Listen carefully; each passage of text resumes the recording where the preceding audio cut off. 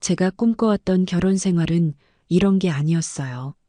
하루하루가 고통으로 물들고 있었어요. 처음에는 그 사람을 믿었습니다. 내가 마지막으로 사랑해 볼 사람이라고 의심 없이 받아들였죠. 하지만 이런 끔찍한 짓을 그가 저지르고 있을 줄은 정말 상상도 못했어요. 저를 향해 짓고 있는 미소는 이제 제게 두려움의 상징이 되었어요. 이대로는 안 돼요. 이 고통스러운 삶에서 벗어나야만 해요. 지금부터 제 이야기를 당신에게 들려드릴게요. 제가 왜 이렇게 살고 있고 그가 저에게 저지른 끔찍한 행동들에 대해서요. 구독 버튼을 눌러주시면 매주 놀랍고 감동적인 이야기를 들려드립니다. 오늘의 이야기 시작합니다. 제 이름은 서은정. 올해로 57살이에요. 서울의 한 미용실에서 30년 넘게 머리를 해왔어요. 하나뿐인 제 딸 보영이는 대학원에 다니느라 바쁘고 남편은 10년 전에 갑작스럽게 세상을 떠났어요. 그때부터 제 시간은 천천히 멈춰버린 것 같았죠. 설렘을 다시는 못 느낄 거라고 생각했습니다. 웃는 법도 잊은 채 사는 게 아니었어요. 하루하루가 똑같았습니다. 아침엔 미용실 문을 열고 손님들을 맞이하고 저녁이면 미용실을 정리하고 홀로 밥을 먹는 생활. 그게 전부였죠. 그날도 다른 날과 다르지 않았어요. 늘 오시던 단골 손님들이 머리를 하러 오시고 저는 익숙하게 손을 놀리며 말동무가 되어드렸죠. 그런데 오후 4시쯤이었을까요? 처음 보는 노년의 신사가 조심스레 문을 열고 들어오셨어요. 그분이 바로 차규진 씨였어요. 깔끔하게 정리된 회색 머리, 단정한 셔츠에 고운 목소리, 그리고 눈빛이 참 깊었어요. 그분은 조용히 제게 다가와 앉으며 말했어요. 예약은 안 했는데 혹시 머리 좀 할 수 있을까요?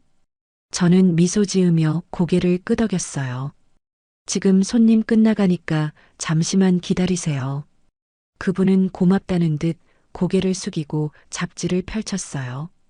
근데 묘하게 잡지보다는 제 움직임을 더 자주 보는 듯 했죠.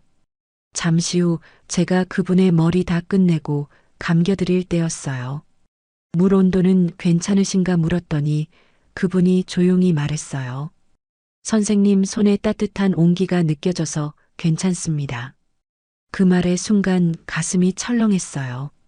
누군가가 제 손끝에서 따뜻함을 느꼈다는 말이 오랜만이었습니다. 사실 요즘은 제 손이 너무 차가워진 걸 스스로 느낀 적도 있었거든요. 머리를 말려드리면서 그분과 이런저런 이야기를 나눴어요. 직업이 뭐냐고 여쭤보니 화가라고 하셨어요. 젊을 땐 전시도 많이 했지만 요즘은 조용히 혼자 그림을 그리며 지낸다고요. 사람 얼굴을 그리는 걸 좋아합니다. 특히 시간의 흐름이 느껴지는 얼굴이요. 세월이 만든 주름에는 이야기가 담겨 있잖아요. 그 말에 저도 모르게 웃음이 났어요. 그럼 제 얼굴엔 이야기가 아주 많겠네요. 그분은 고개를 끄덕이며 말했어요. 네, 그 이야기가 참 궁금합니다. 참 이상했죠. 처음 본 분인데 그 말이 그렇게 제 가슴을 적시다니요. 머리를 다 마치고 거울을 보시더니 말씀하셨어요. 오랜만에 마음이 정돈되는 느낌이에요. 고맙습니다. 계산을 마치고 문을 나서려던 그분이 갑자기 뒤를 돌아 말했어요. 혹시 다음 주에 시간이 괜찮으시다면 같이 전시회에 가보시겠어요? 그 순간 잠시 숨이 멎는 줄 알았어요. 너무 오랜만이었거든요. 누군가가 저를 어딘가로 초대해 준 게요. 저는 조심스럽게 대답했어요. 글쎄요, 제가 주말에는 가게를 비우기가 쉽지 않은데. 그분은 인자하게 웃으며 말했어요. 그럼 평일에 맞춰보죠. 선생님 스케줄에 제가 맞추면 됩니다. 그렇게 우리는 연락처를 주고받았고, 그날 이후 그분은 일주일에 한두 번은 꼭 제 가게에 들렀어요. 머리를 하지 않아도 커피를 한 잔 들고 와서는 잠깐 앉아 있어도 될까요? 라고 말하곤 했죠. 점점 저는 그분을 기다리게 되었어요. 아침에 미용실 문을 열면서 오늘도 오시지 않을까 하며 괜히 설레는 마음으로 거울 앞에서 화장도 고치게 되었고요. 사람이 그래요. 긴 시간 혼자 있다 보면 마음에 굳은 살이 배기거든요. 아무것도 기대하지 않게 되고 스스로를 작게 만들게 되죠. 근데 그분은 그 굳은 살을 조용히 어루만지듯 제게 다가왔어요. 그렇다고 무례하거나 갑작스럽지도 않았고 언제나 조심스럽고 따뜻했죠. 그분은 어느 날 이렇게 말했어요. 은정 씨, 전 이상하게 이곳에 오면 마음이 편안해집니다. 앞으로도 우리 함께 전시도 다니고 그림도 같이 보면서 아무 말 없이도 저와 같이 걷는 사이가 되어줄 수 있으실까요? 저는 대답하지 못했어요. 그저 미소 지으며 고개를 숙였죠. 하지만 제 마음속에는 작은 봄 기운 같은 무언가가 자라고 있었어요. 남편이 떠난 후 그 어떤 감정도 들지 않던 제 마음속에 따뜻한 햇살 한 줄기가 스며들고 있었던 거죠. 하지만 그때 저는 아직 몰랐어요. 그 햇살이 얼마나 길고도 깊은 그림자를 만들게 될지를요. 그 사람은 참 말이 조심스러운 분이었어요. 함부로 무언가를 요구하지도 않았고 제 눈치를 보며 다가와 주었죠. 그런데도 이상하게 그분과 함께 있는 시간이 늘어날수록 제 마음이 편안해졌어요. 그 사람은 일주일에 한 번씩 제가 일하는 날이 아닐 때를 골라 미술관이나 전시회에 절 데려갔어요. 서울 외곽의 조용한 화실에도 가봤고 갤러리 골목을 걸으며 노란 은행잎이 떨어지는 길을 같이 밟기도 했죠. 그리고 어느 날 그 사람은 제 손을 조심스레 잡으며 말했어요. 은정 씨, 혹시 우리 함께 사는 건 어떨까요? 순간 저는 놀랐어요. 이 사람이 나를 가족으로 받아들이려는 건가?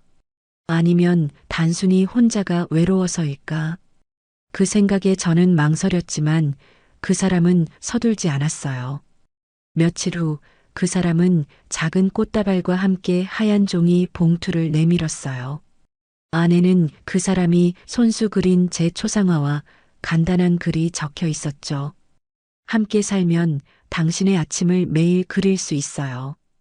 당신의 표정이 하루하루 달라지듯 나는 그걸 제 눈에 담고 싶습니다. 이상했죠.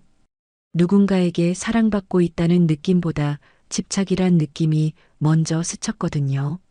하지만 그때는 그 말마저도 낭만처럼 들렸어요. 결국 저는 그 사람의 제안을 받아들였어요. 딸 보영이에게는 지방으로 내려가 조용히 살고 싶다는 말로 정리했죠. 보영이는 말없이 고개만 끄덕였어요. 그 아이는 어릴 때부터 감정 표현이 서툰 아이였어요. 짐을 챙기고 서울을 떠나 그 사람의 별장으로 향하는 날. 차 안에서 저는 창밖만 바라봤어요. 바람이 불어오는 들판, 멀리 산자락.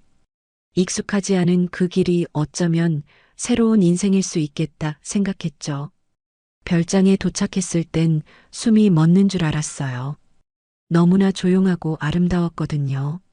고즈넉한 나무집, 작은 연못, 잔잔한 음악이 흐르는 듯한 정원. 그 사람은 문을 열며 말했어요.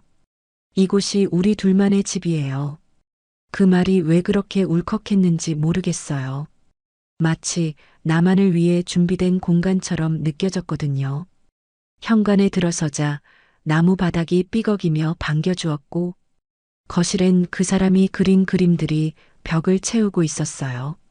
한쪽엔 화구와 캔버스, 창밖으론 작은 해바라기 밭이 펼쳐져 있었죠. 그날 저녁 우린 둘만의 작은 서약식을 가졌어요. 하얀 셔츠와 아이보리 원피스. 손에 손을 맞잡고 촛불을 하나 켜고 말했죠. 앞으로 서로에게 따뜻한 동반자가 됩시다. 그날 밤 처음으로, 정말 처음으로 다시 태어난 느낌이었어요. 그리고 다음 날 아침, 식탁 위에 정갈하게 놓인 식사 옆에 갈색 유리병이 하나 놓여 있었어요. 이건 뭐예요? 제가 물었죠. 그 사람은 웃으며 말했어요. 아는 사람에게 얻은 영양제예요. 몸에 아주 좋아요. 요즘 피곤해 보이셔서 가져왔어요. 식후에 한 알씩 하루 3번 꼭 드세요. 잊지 마시고요. 그때는 의심하지 않았어요. 사람이 믿기 시작하면 이상한 점도 무시하게 되잖아요. 오히려 챙겨주는 그의 마음이 고맙게 느껴졌어요. 아침을 먹고 물과 함께 약을 삼켰죠. 쓴맛이 살짝 있었지만 몸에 좋으니 쓴 거겠지 생각했어요. 그날 오후 정원에서 커피를 마시고 있었어요. 햇살이 따뜻했고 그 사람은 멀찍이서 제 모습을 스케치하고 있었죠. 은정 씨는 햇빛 속에 있을 때 가장 아름다워요. 그 사람은 그렇게 말했어요. 저는 웃으며 그럼 햇빛 밖에 있을 땐 안 아름다워요? 라고 농담했죠. 그 사람은 대답하지 않았어요. 다만 진지하게 저를 바라보다 미소를 지으며 고개를 숙이고 계속 그림을 그렸어요. 그리고 그날 밤 잠자리에 들 무렵 몸이 조금 나른해졌어요. 별다른 이유 없이 눈꺼풀이 무겁고 몸이 축 처지는 느낌이었죠. 하지만 그렇게 생각했어요. 이사 때문에 피로한 거겠지. 긴장이 풀려서 그런 거겠지. 그날 밤 창밖에 별이 참 많았어요. 그 사람은 저에게 따뜻한 담요를 덮어주며 말했어요. 오늘 약 드셨어요? 3번 꼭 챙겨야 해요. 그래야 몸이 회복됩니다. 그 목소리가 다정해서 저는 아무 말 없이 고개를 끄덕였어요. 하지만 저는 몰랐어요.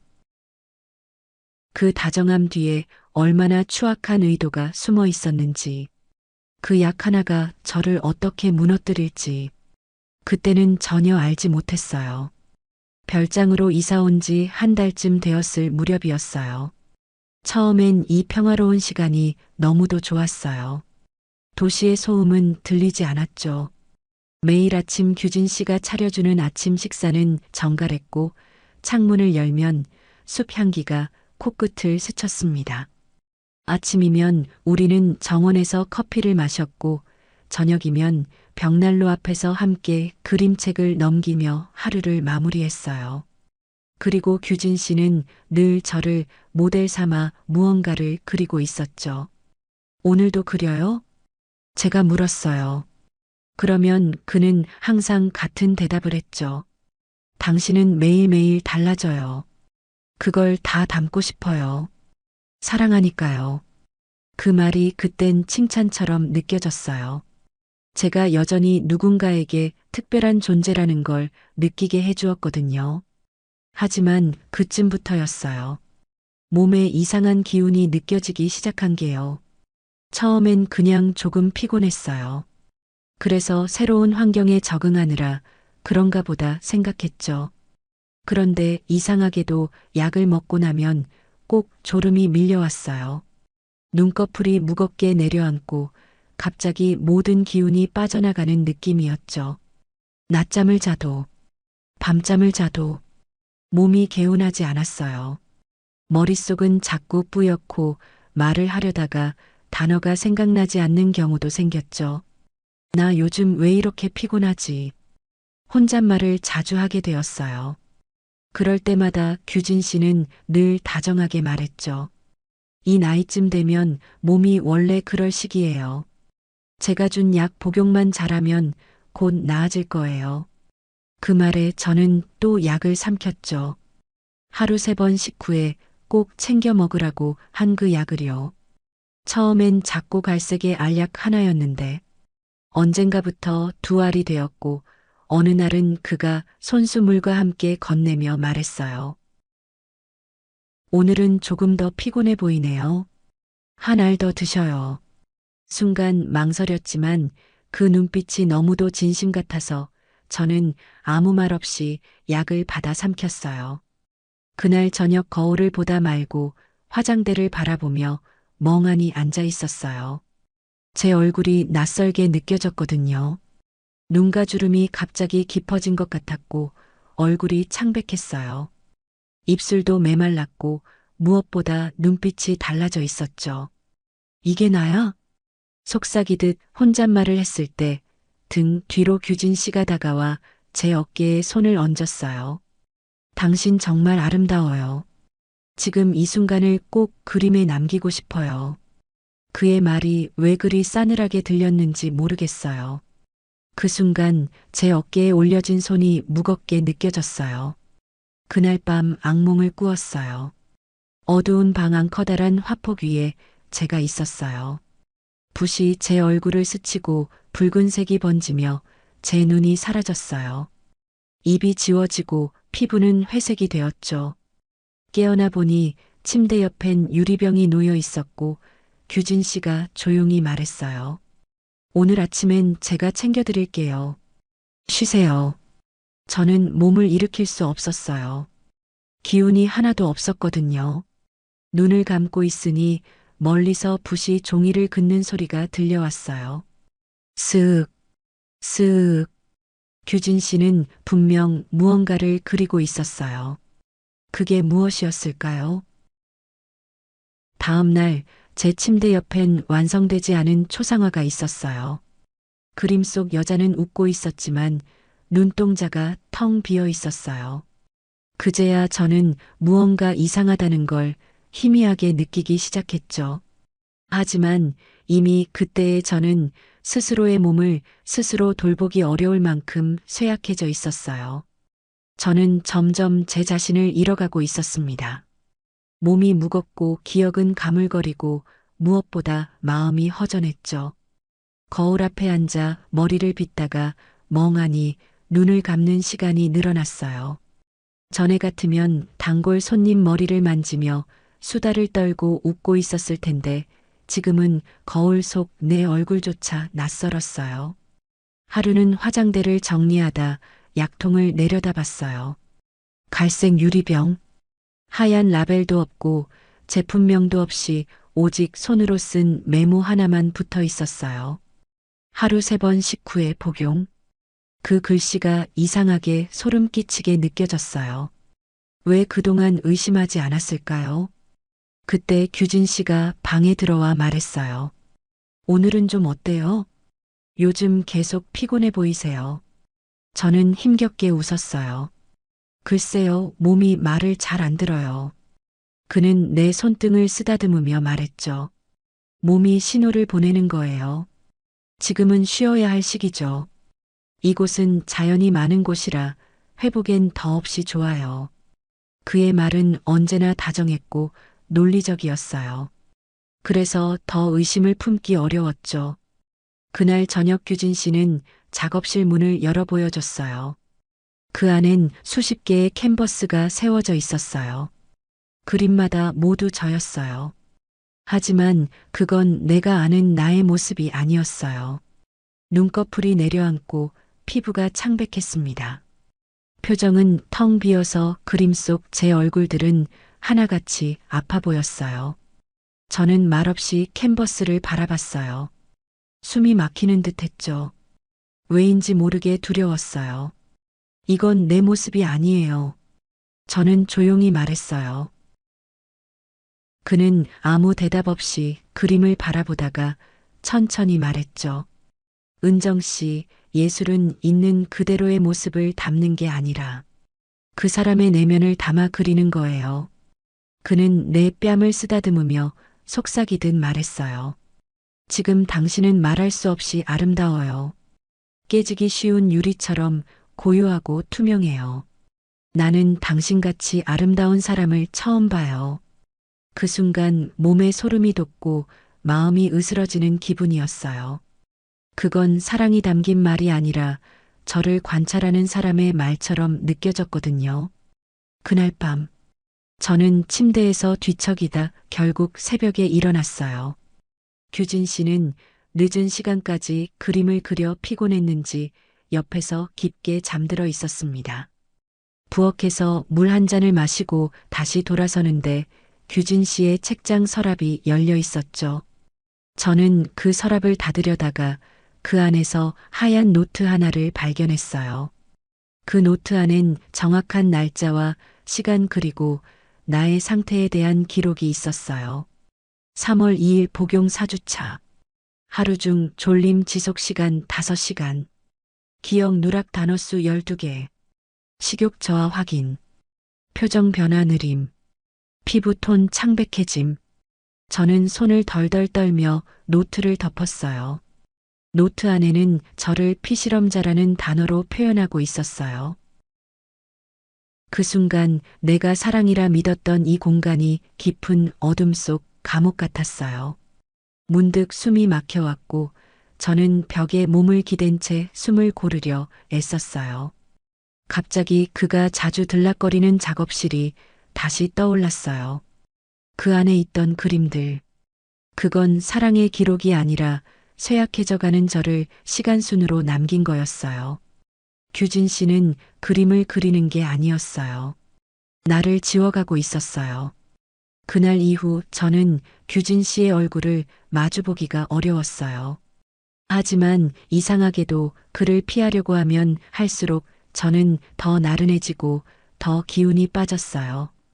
그가 챙겨주는 음식 외엔 입맛도 돌지 않았고 내가 스스로 약을 챙기지 않으면 그는 잊지 않고 직접 가져다 주었죠. 이제 익숙해졌죠? 이 약 없이는 더 힘들 거예요. 그의 목소리는 언제나 다정했어요. 하지만 저는 이제 그 다정함조차 두려웠어요. 저는 스스로를 의심하기 시작했어요. 혹시 내가 너무 예민한 걸까? 혹시 내가 그냥 몸이 안 좋아서 이렇게 느끼는 걸까? 어느 날 정원에서 꽃을 보다 문득 내가 왜 그 자리에 서 있었는지, 무엇을 하려 했는지 전혀 기억이 나지 않았어요. 가슴이 철렁 내려앉았죠. 거울을 보니 머리카락은 헝클어져 있었고 제 얼굴엔 생기가 없었어요. 그 순간 내 안에서 작은 목소리가 들렸어요. 이건 아니야. 이게 나일 리 없어. 저는 곧장 욕실로 달려가 물을 틀고 얼굴을 씻었어요. 차가운 물이 피부를 덮었지만 정신이 돌아오지 않았어요. 기억은 여전히 모래처럼 손가락 사이로 흘러내렸고 저는 제가 점점 사라지고 있다는 걸 느꼈어요. 그날 밤 침대에서 누워 천장을 보며 저는 속삭였어요. 누군가 내 안을 파먹고 있어. 그게 누구인지도 이제 모르겠어. 이튿날 아침 규진 씨가 내게 작은 상자를 건넸어요. 기분 전환하라고 이거 사왔어요. 상자 안에는 얇은 실크 스카프와 화장품 몇 개, 그리고 편지 한 장이 들어 있었어요. 사랑하는 은정에게. 당신은 내 예술의 가장 찬란한 영감이에요. 나는 당신을 통해 인생의 진짜 아름다움을 보고 있어요. 아프지 마요. 나는 당신을 지켜줄 거예요. 그 글을 읽는데 눈물이 났어요. 무섭고 슬프고 어딘가 괴이했어요. 저는 다시 작업실로 갔어요. 그가 없는 틈을 타 그림들을 한 장 한 장 들춰봤어요. 그림 속에 저는 점점 말라가고 있었고 표정은 없어지고 마지막 그림엔 눈빛조차 없었어요. 내가 그의 영감이 아니라 그의 실험체라는 걸 확신했죠. 그리고 그 순간 문이 열리고 규진 씨가 들어왔어요. 저는 그림을 든 채 그를 바라봤어요. 이게 뭐예요? 이건 무슨 뜻이에요? 그는 그림을 내려놓고 조용히 웃으며 말했어요. 이게 바로 진짜 예술이지. 그의 눈빛은 기이할 만큼 맑았어요. 그리고 그 맑음 속에서 저는 섬뜩한 열망을 느꼈어요. 그가 바라는 건 내 회복이 아니라 내 붕괴였어요. 내가 서서히 부서져 가는 걸 하나하나 그려내는 것. 그게 그가 말한 진짜 예술이었죠. 그날 밤 저는 처음으로 약을 버렸어요. 그리고 창밖을 바라보며 다짐했어요. 이대로 무너지지 않을 거야. 나는 아직 살아있어. 나는 나를 잃지 않을 거야. 몸은 여전히 무거웠지만 그 다짐이 내 가슴속 어딘가 작은 불씨처럼 살아났어요. 그리고 그 불씨는 이후 모든 것을 바꿔놓게 될 거였죠. 약을 버리고 난 뒤 처음 며칠은 정말 힘들었어요. 몸은 진득하게 무거웠고 눈은 잘 떠지지 않았어요.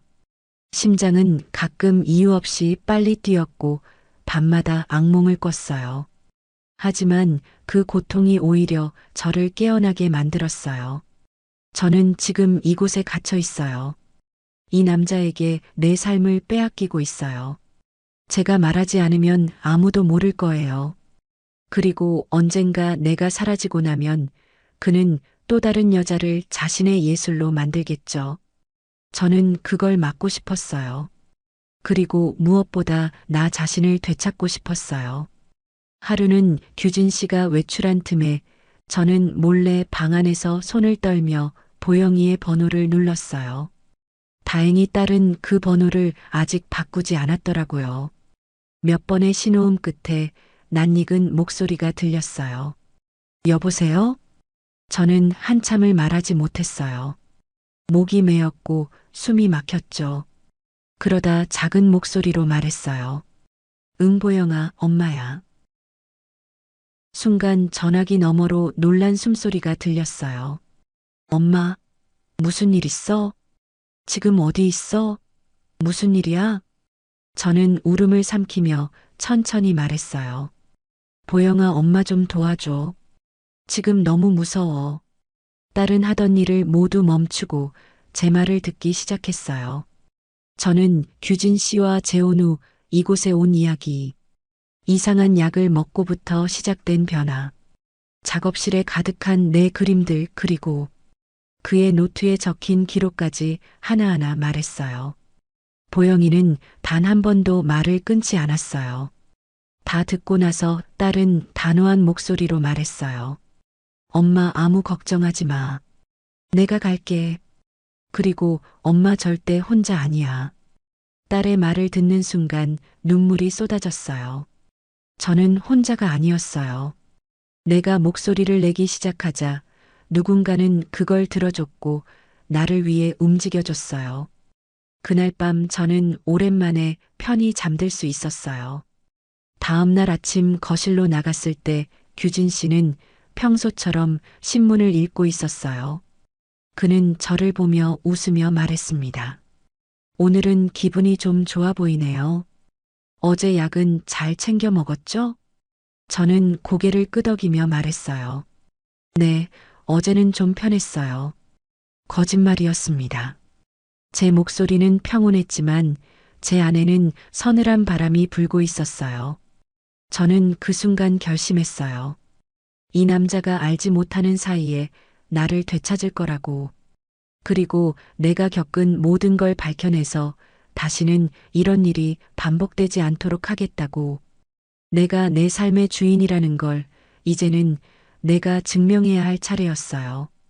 며칠 후 보영이가 별장 근처로 왔다는 문자를 받았어요. 딸은 철저히 조심스럽게 움직였고 규진 씨가 없는 시간을 정확히 골라 저를 만나러 왔어요. 마치 비밀 작전을 수행하듯 우리는 정원 뒷길로 빠져나가 자동차에 탔어요. 차 안에서 저는 보영이를 보며 울음을 참았어요. 너무 말랐어요, 엄마. 눈밑도 다 꺼졌고 목소리도. 이게 어떻게 된 거야? 보영이는 차 안에서 제 손을 꽉 잡았어요. 엄마 이제 괜찮아. 내가 다 알아볼게. 하나도 빠짐없이 찾아낼 거야. 그 말이 얼마나 든든했는지 몰라요. 그날 밤 보영이는 혼자 서울로 돌아갔고 저는 다시 별장으로 돌아왔어요. 모르는 척 그의 곁에서 조용히 필요한 정황과 증거를 더 조사하기 위해서였습니다. 모르는 척 모든 걸 숨긴 채 저는 평소처럼 웃으며 규진 씨의 옆에 앉았어요. 하지만 내 심장은 이제 아무것도 믿지 않고 있었어요. 며칠 뒤 보영이는 저를 몰래 불러 근처에 있는 작은 카페로 데려갔어요. 그곳에서 보영이는 여러 장의 서류와 사진을 꺼내 보여줬어요. 엄마 이거 봐요. 이건 사람이 아니에요. 거기엔 차규진이 과거에 만났던 여성들의 이름과 사진. 그들은 모두 이미 세상을 떠난 사람들이었어요. 총 3명이었습니다. 더 충격적인 건 그들 모두 규진 씨의 그림 모델이었고 어느 시점부터 공통적으로 건강이 나빠지기 시작했더라고요. 그중 한 명은 그의 전 아내였고 공식 사인은 심장마비였지만 보영이의 분석에 따르면 약물 중독의 가능성이 컸어요. 또 다른 여성 한 명 역시 비슷한 시기에 건강이 악화됐고 한 명은 정신병원에 입원한 후 사망했다고 나와 있었습니다. 엄마, 이건 우연이 아니에요. 이 사람 엄마한테도 그 약을 먹이고 있었던 거예요. 저는 손으로 입을 막았어요. 아찔했어요.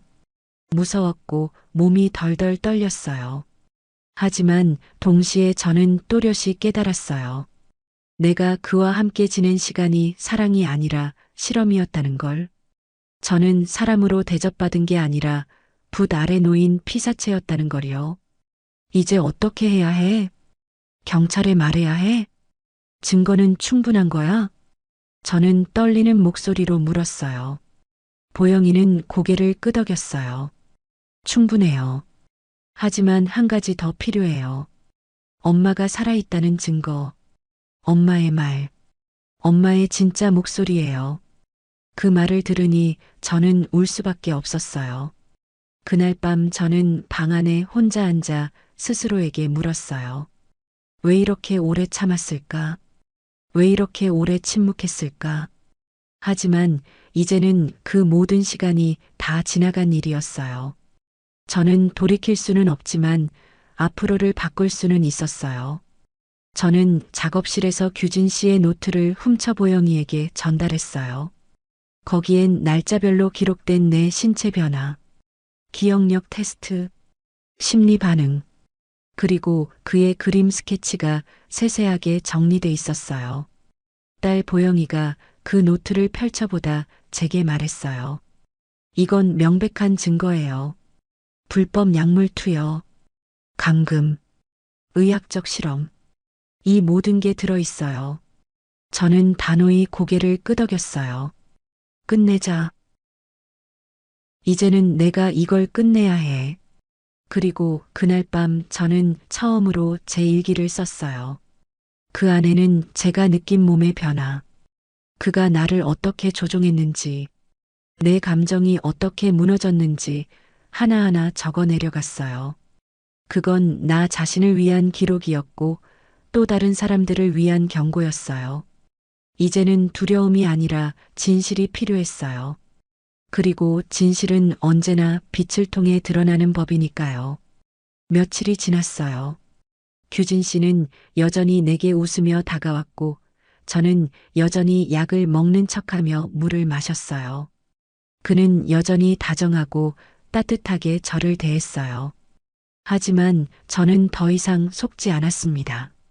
보영이와 함께 증거는 차곡차곡 쌓이고 있었고 그의 노트와 약통 그리고 그의 작품 속엔 너무나 많은 진실이 숨어 있었어요.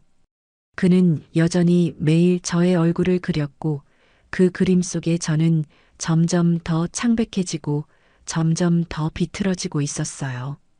저는 스스로를 보며 더 이상 그가 말하는 아름다움에 속지 않겠다고 다짐했어요. 어느 날 보영이가 조심스럽게 말했어요. 엄마, 우리가 경찰에 가기 전에 하나만 더 해요. 그 사람이 직접 말하는 걸 녹음해야 해요. 엄마가 직접 듣는 척하면서 그 사람의 입에서 이 모든 걸 말하게 해야 해요. 그거면 그 사람은 절대 못 빠져나가요. 처음엔 겁이 났어요. 그 사람과 마주 앉아 그의 말을 이끌어낸다는 게 너무 무서웠어요. 하지만 내가 아니면 아무도 할 수 없다는 걸 알았죠. 그리고 결정적인 증거들로 단숨에 그를 무너뜨려야 했습니다. 그래서 저는 결심했어요. 그날 밤 규진 씨에게 물었어요. 요즘은 왜 그림 안 그리세요? 원래 매일 그리셨잖아요. 그는 조용히 웃으며 말했어요. 요즘은 거의 완성이 되어서요. 당신은 정말 대단한 모델이에요. 지금까지 본 누구보다 순수하죠. 저는 작게 웃었어요. 정말요? 그는 제 어깨에 손을 얹으며 말했어요. 그럼요. 나는 당신을 그리는 게 아니라 당신을 담고 있는 거예요. 이건 그냥 그림이 아니에요. 예술이에요. 진짜 예술이죠. 그 순간 내 주머니 속 녹음기는 모든 걸 담고 있었어요. 그의 목소리, 그의 광기. 저는 눈을 내리깔고 조용히 말했어요. 그럼 그동안의 약도 그림을 위한 거였어요? 그는 아주 담담하게 말했어요. 물론이죠. 그 약 없이 없었다면 당신은 지금처럼 예술에 가까울 수 없었을 거예요. 지금의 당신은 정말 아름다워요. 내가 원하는 대로. 그 말을 들으며 저는 속이 정말 역겨웠습니다. 그 사람은 진심이었어요. 그건 연기가 아니었어요. 그는 자신이 예술가라고 믿고 있었고 내 고통을 창작이라고 착각하고 있었어요. 그날 밤 저는 녹음기를 보영에게 건넸어요. 딸은 다 듣고 나서 숨을 길게 들이마셨죠. 이걸로 충분해요. 엄마 이제는 우리 차례예요. 며칠 후 우리는 경찰서를 찾아갔어요. 제가 문을 열고 들어서는 순간 다리가 떨렸고 손은 차가웠어요. 하지만 마음만은 확고했습니다. 저는 진실을 말했고 보영은 자료를 제출했어요. 경찰은 녹음 파일을 듣고 한참 동안 아무 말도 하지 않았어요. 그리고 그들은 곧장 차규진의 체포영장을 준비하기 시작했어요. 며칠 뒤 이른 새벽 그는 작업실에서 체포됐어요. 놀라운 건 그가 전혀 놀라지 않았다는 거예요. 그는 수갑을 찬 채로 내게 눈을 맞추며 말했어요. 당신은 내 예술을 이해 못해. 내 예술은 세상 어느 것보다 고결하고 아름다운 것이야. 저는 아무 말도 하지 않았어요. 그의 말은 더 이상 저를 흔들 수 없었어요. 며칠 후 뉴스에 나왔어요. 유명 화가 차규진 불법 약물 투여 및 감금 혐의로 체포. 하지만 그건 시작에 불과했어요. 보영은 담당 수사관과 함께 그의 과거 기록을 추적했고 놀랍게도 그의 전 아내 역시 저와 비슷한 증세를 보이며 건강 악화를 겪은 뒤 사망했으며 그 외에도 그가 연인이라 부르던 2명의 여성 역시 모두 그림 모델이었고 장기간 약물 복용 후 사망했어요. 그는 그 모든 사람을 예술이라는 이름 아래 무너뜨려 왔던 거예요. 저는 병원에서 정신 상담을 받기 시작했고 그곳에서 내 마음도 차츰차츰 정리하기 시작했어요. 시간이 필요했어요. 하지만 저는 확실히 느끼고 있었어요. 내 안에 나는 아직 무너지지 않았다는 것을요. 그건 분명 빛이었어요. 아주 오래 그림자에 묻혀있던 나만의 빛이요. 차규진이 체포된 그날 이후 별장은 폐쇄됐고 그의 작업실은 압수수색을 받았어요. 경찰은 거기서 더 많은 약병과 메모 그리고 수십 점의 그림을 발견했어요. 그 그림 속 인물들은 모두 피곤하고 아프고 힘이 빠진 모습이었고 그중 몇몇은 내 얼굴과 너무 닮아 있었어요. 저는 계속 병원에 입원해 있었어요. 몸은 약해졌지만 마음은 조금씩 나아지고 있었어요. 보영이는 계속 제 곁에 있었고 매일 내 손을 잡아줬어요. 엄마 이제 아무도 엄마를 조용히 묶어놓을 수 없어요. 엄마는 이제 세상에 당당히 말할 수 있어요. 그 말이 내게 새로운 힘을 줬어요. 그날부터 저는 매일 일기를 썼어요. 지난날의 기억과 복용했던 약의 느낌 그리고 머릿속이 어떻게 흐려졌는지, 그런데도 왜 아무 말도 하지 못했는지, 모든 걸 솔직히 하나씩 적어 내려갔어요. 그리고 보영이의 도움으로 우리는 기자회견을 준비했어요. 사람들 앞에 서는 건 생각만 해도 두려웠지만 저는 해야 했어요. 그건 나만을 위한 게 아니었어요. 저처럼 조용히 고통받는 누군가를 위한 목소리였어요. 회견 당일 저는 베이지색 셔츠에 검은 정장을 입었어요. 병원에서 조금씩 회복된 후 처음으로 화장을 하고 머리도 말끔히 손질했어요. 오랜만에 마주한 거울 속 제가 잘 알던 제 자신의 모습이었습니다. 기자회견장이 마련된 작은 회의실. 저는 준비된 자리에 앉았어요. 기자들이 하나 둘 카메라와 마이크를 들고 모였고 저는 조용히 고개를 들었어요. 저의 이름은 서은정입니다. 57세이고 현재는 잠시 병원 치료를 받고 있습니다. 저는 차규진의 전 아내였고 그의 실험 대상이었습니다. 그는 저를 사랑한다고 말하며 매일 식후에 영양제라고 속인 약을 주었습니다. 복용 후 저는 졸음과 피로, 기억력 저하, 무기력감에 시달렸고 결국 스스로 말과 생각을 멈추게 되었어요. 저는 그림의 대상이었고 그의 예술이라는 이름 아래 점점 죽어갔습니다. 이 말을 하기까지 오래 걸렸습니다. 하지만 이제는 더 이상 조용히 있지 않겠습니다. 제 이야기를 통해 누군가의 고통이 예술이라는 이름으로 묻히지 않기를 바랍니다. 감사합니다. 그 말이 끝났을 때 순간 장내는 조용했어요. 그리고 곧 카메라 셔터 소리와 기자들의 질문이 쏟아졌어요. 차규진 씨의 목적이 정말 예술적 실험이었다고 보시나요? 약물 성분에 대해 아시는 게 있으신가요? 그를 처음 만났을 때 이런 징후가 있었나요? 저는 모든 질문에 조용히 대답했어요. 모르겠어요. 그땐 몰랐어요. 하지만 이제는 알겠어요. 그건 사랑이 아니라 파멸이었습니다. 기자회견 영상은 곧바로 유튜브를 통해 많은 사람들에게 퍼졌어요. 그리고 은정을 응원하는 수많은 댓글들이 달렸습니다. 이 여자의 용기에 박수를 보냅니다. 황혼의 사랑이 아니라 황혼의 지옥이었다. 예술이란 가면을 쓴 추악한 범죄자의 민낯. 언론은 이 사건을 예술윤리라는 주제로 다루기 시작했어요. 인터뷰 요청이 쏟아졌고 검찰도 수사에 박차를 가했어요. 저는 병원에서 매일 조금씩 식사를 하며 내 안의 감정을 회복했어요. 그리고 그날 밤 병실 창밖으로 보이는 달을 보며 혼잣말했어요. 이제 진짜로 끝났구나. 아니, 끝난 게 아니었어요. 이건 새로 시작되는 나의 이야기였어요. 기자회견이 끝난 후 저는 여성보호쉼터로 들어갔어요. 그곳엔 세상과 거리두기를 하고 싶은 여러 여성이 함께 지내고 있었죠. 대부분 감금이나 협박에 장기간 피해받아온 여성들이었습니다. 처음엔 그들과 눈을 마주치기도 어렵고 말 한마디 나누기도 쉽지 않았어요. 하지만 어느 순간부터 그들이 제 손을 잡아주기 시작했어요. 방송 봤어요. 은정 씨 용기 대단해요. 말해줘서 고마워요. 우리 중 누군가는 목소리를 내야 했어요. 그 말을 듣고 저는 더 이상 혼자가 아니라는 걸 느꼈어요. 그날 밤 저는 오래된 일기장을 꺼냈어요.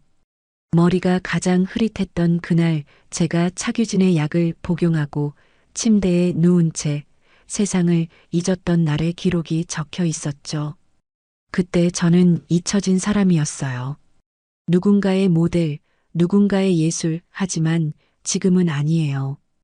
이젠 저 스스로 저를 그리기로 했어요. 며칠 후 검찰의 수사 결과가 발표됐어요. 차규진은 저뿐만 아니라 그의 전 아내에게도 동일한 방식으로 약물 복용을 시켰고 그 아내는 결국 원인 불명의 건강 악화로 사망했다고 해요. 게다가 그가 과거 연인이라고 밝힌 두 여성도 그의 그림 모델이었으며 모두 약 복용 후 비슷한 경과로 생을 마감했어요. 담당 수사관은 규진의 노트, 약물 배송 기록, 관련 검색 기록까지 확보해 모두 증거로 제출했어요. 법정에서 규진은 아무런 반성도 없이 말했어요. 나는 예술을 했을 뿐입니다. 내 예술로 인해서 그들의 삶은 내 그림 속에서 영원해질 수 있었던 것입니다. 나는 그걸 선물했다고 생각합니다. 판사는 조용히 그에게 선고했어요. 당신은 예술가가 아니라 살인자입니다. 총 4명에게 감금과 불법 약물 투여. 그중 3명을 사망에 이르게 했어요.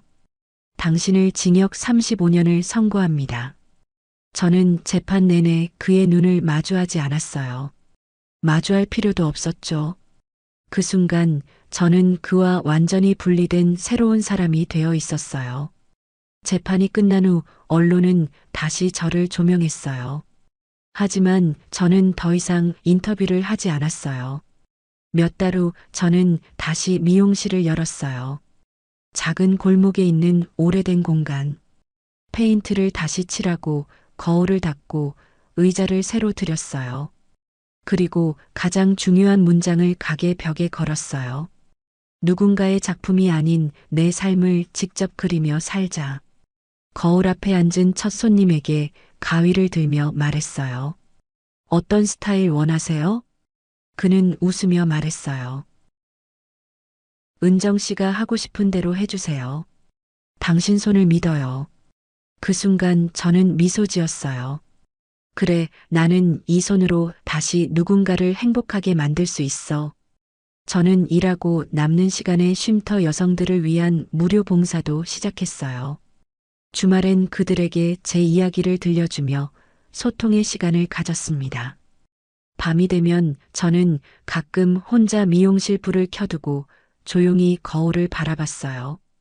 그 안에 있는 저는 피곤해 보일 때도 있고 주름이 늘었지만 눈빛만은 누구보다 빛나고 있었어요. 저는 제 인생을 다시 시작했어요. 그건 누구의 그림도 아니고 누구의 설정도 아닌 나만의 삶이었어요. 그리고 그 삶을 나는 매일 정성스레 색칠하고 있었어요. 이제 나는 내가 나를 그립니다. 그리고 그 그림은 그 누구보다 아름답습니다. 오늘 이야기가 좋으셨다면 구독과 좋아요, 알림 설정을 눌러주시고 주인공에게 따뜻한 응원의 댓글도 많이 부탁드립니다. 시청해주셔서 감사합니다.